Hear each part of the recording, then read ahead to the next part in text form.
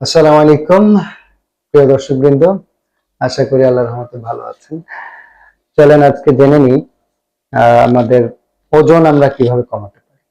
আসলে এই যে ওজন বেড়ে যাওয়া, মেডিকেলের ভাষায় আমরা ওবেসিটি বলি।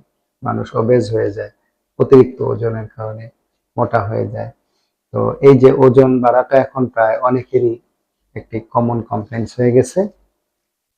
আমাদের ওজন বাড়ানো নিয়ে আলোচনা করতে গেলে একটু প্রারম্ভিক বলতে হয় যে আসলে আমাদের লাইফস্টাইল কিন্তু আমাদের ওজনকে বাড়িয়ে দিচ্ছে। আজকাল আমরা গাড়িতে যাতায়াত করি, দীর্ঘ সময় জ্যামে থাকি, আমরা অফিসে সেডেন্টারি ওয়ার্ক করি, অর্থাৎ টেবিল ওয়ার্ক করি, বসি, লেখাপড়া করি, অফিস ওয়ার্ক করি, আমরা বাসায় যাই, সেখানেও আমরা শুয়ে বসে থাকি। অর্থাৎ আমাদের ফিজিক্যাল অ্যাক্টিভিটিস কিন্তু ডে বাই ডে কমে যাচ্ছে। বস্তুত এটি ওজন বাড়ার সবচেয়ে বড় কারণ। ওজন বাড়ার আরেকটি বড় কারণ হচ্ছে যে আমাদের খাদ্যাভ্যাস। আমরা কিন্তু এখন ফাস্ট ফুড, যেগুলি জাঙ্ক ফুড, এই ফুডগুলো আমরা বেশি খাচ্ছি। আমরা প্রতিনিয়ত এই যে বার্গার, স্যান্ডউইচ, তারপরে যেগুলি পিৎজা, যে খাবারগুলো খুব মুখরোচক, আমরা প্রায়শই খাই। এবং আমাদের বিশেষ করে শিশুরা বা স্টুডেন্টরা, এরা কিন্তু এই খাবারগুলোতে কিন্তু খুবই অভ্যস্ত হয়ে গেছে প্রায় প্রতিদিনই। এবং অনেকে আছে যে প্রতি বেলায় এগুলি খেতে হয়, তাদের একটা জেদ খেতে হবে, এবং অভিভাবকরাও এগুলি দেন। এগুলি কিন্তু আমাদেরকে, আমাদের বাচ্চাদেরকে, এমনকি আমাদেরকে পর্যন্ত সবাইকে ওজন বাড়িয়ে দিচ্ছে, ওবেস করে দিচ্ছে। চলুন আজকে জেনে নেই যে আমরা ওজনটা কিভাবে কমাবো। স্বাভাবিকভাবেই যে ফ্যাক্টরস গুলির কারণে ওজন বাড়ে, সেই ফ্যাক্টরস গুলি আমাদেরকে কিন্তু নিয়ন্ত্রণ করতে হবে। অর্থাৎ প্রথমত আমাদেরকে অ্যাক্টিভ থাকতে হবে, ফিজিক্যাল অ্যাক্টিভিটিস বাড়াতে হবে। সে ফিজিক্যাল অ্যাক্টিভিটিস বাড়ানোর জন্য আমরা বলি অবশ্যই অবশ্যই আপনাকে নিয়মিত হাঁটতে হবে। একটি বিষয় বলে নি, ওজন কমানোর জন্য এখন আমাদের কাছে অনেক রোগী আসে যারা বলে, স্যার আমাদের অপারেশন করে দেন। অনেকে আছে বলে যে স্যার ওষুধ দেন, আমরা আর পারি না, আমরা এই খাবার কন্ট্রোল করতে পারছি না, এই পারছি না, সেই পারছি না, বেশি হাঁটতে পারছি না, বেশি নড়াচড়া করতে পারছি না, স্যার ওষুধ দিয়ে দেন, স্যার অপারেশন করে দেন। না, আপনারা সার্জারিতে যাবেন না, আপনারা ওষুধ দিয়ে যাবেন না।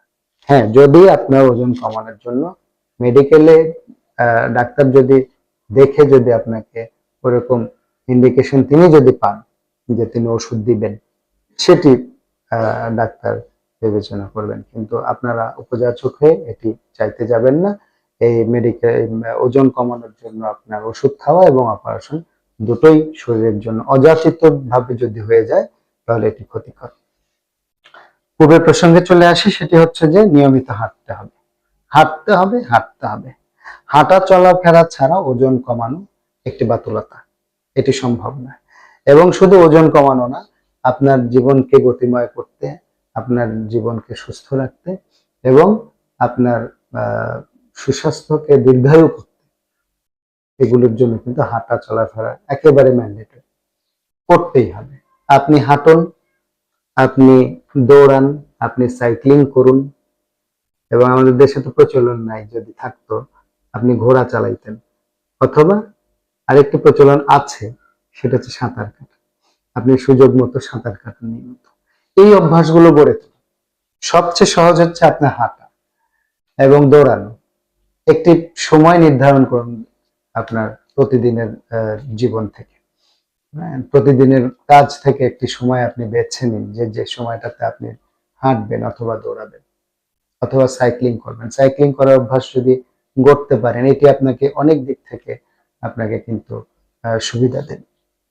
আমরা ফাস্ট ফুড, ভাজা পোড়া, তৈলাক্ত খাবার আমরা পরিহার করবো, একেবারেই পরিহার করবো। এই দিকে আমরা যাব না, কারণ এগুলি ডেফিনেটলি আমাদের ওজন বাড়াচ্ছে, আমাদের লিভারকে ক্ষতিগ্রস্ত করছে, আমাদের পাকস্থলীকে ক্ষতিগ্রস্ত করছে, আমাদের শরীরে আমাদের ডায়াবেটিস নিয়ে আসছে, আমাদের হাই প্রেশার নিয়ে আসছে, আমাদের অনেক ক্ষতি করছে।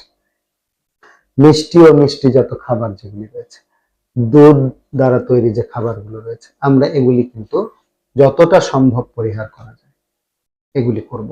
কারণ এই মিষ্টি জাতীয় খাবার, দুধ এবং দুধ জাতীয় খাবার আমার ওজন বাড়ায় দেয়, এটি খুবই স্বাভাবিক। আমরা তৈলাক্ত মাছ পর্যন্ত খাবো না, লাল মাংস একেবারে পরিহার করব। আমরা মুরগির মাংস খাবো, আমরা ছোট মাছ খাবো, বা তেল ছাড়া যে মাছগুলো আছে সেগুলি খাবো, আমরা পাখি বা অন্য মাংস খাবো। অর্থাৎ আমরা লাল মাংস কিন্তু পরিহার করবো। আমাদের শরীরকে সুস্থ রাখতে হলে লাল মাংস পরিহার করতে হবে। প্রচুর পরিমাণে শাক সবজি, ফলমূল এবং সালাদ খেতে হবে। আমি আবারও বলছি, প্রচুর পরিমাণে। আপনি ভাত কম খাবেন, আপনি নুডলস কম খাবেন, আপনি রুটি কম খাবেন, আপনি শর্করা জাতীয় খাবারগুলো কমিয়ে আপনি সেটাকে রিপ্লেস করবেন শাক সবজি, ফলমূল এবং সালাদে।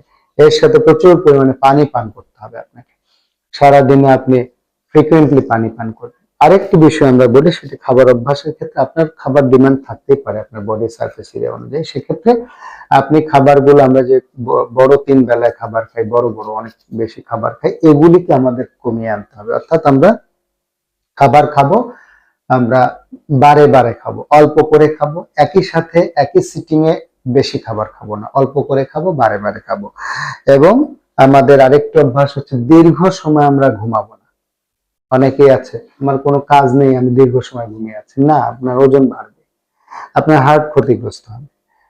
আপনি দীর্ঘ সময় ঘুমাবেন না, বিশেষ করে সকালবেলা আপনি ঘুমাবেন না। একেবারেই ভোরবেলা ঘুম থেকে উঠবেন, আপনার কাজ শুরু করবেন। সকালবেলার ঘুম আপনার ওজন বাড়িয়ে দেয়, আপনার সেন্ট্রাল নার্ভাস সিস্টেমকে ডিপ্রেস করে এবং আরো অনেকগুলো ক্ষতি নিয়ে আসে। ধন্যবাদ সবাইকে। আমরা আজকে জানলাম ওজন কমানোর উপায়গুলো। চলুন আমরা সবাই মিলে অভ্যাস করি এবং সুস্থ থাকার চেষ্টা করি। আসসালামু আলাইকুম।